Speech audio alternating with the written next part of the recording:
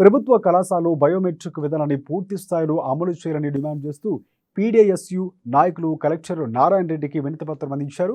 కొన్ని కళాశాలలో పనిచేసే ఉపాధ్యాయులు అనధికారికంగా విధులకు గైహాజరవుతున్నారని వారు తెలిపారు. నిజామాబాద్లోని డైట్ కళాశాలలో బయోమెట్రిక్ విధానం సరిగ్గా అమలు కాకపోవడం, ఉపాధ్యాయులు సరిగ్గా పనిచేయడం లేదని వారు ఆరోపించారు.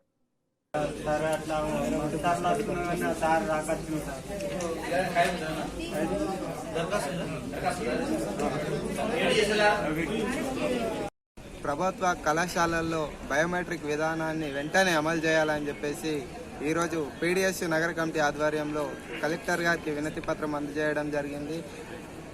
అదేవిధంగా ప్రభుత్వ కళాశాలల్లో పనిచేస్తున్నటువంటి ఉపాధ్యాయులు ఎవరైతే ఉన్నారో వాళ్ళు అనధికారికంగా విధులకి గైహాజరవుతున్నారనే ఉద్దేశంతో రాష్ట్ర ప్రభుత్వం బయోమెట్రిక్ విధానాన్ని తీసుకొచ్చింది.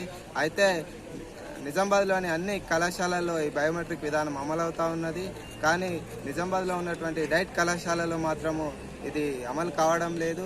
అదేవిధంగా ఉపాధ్యాయులు సమయపాలన పాటించడం లేదు. అదేవిధంగా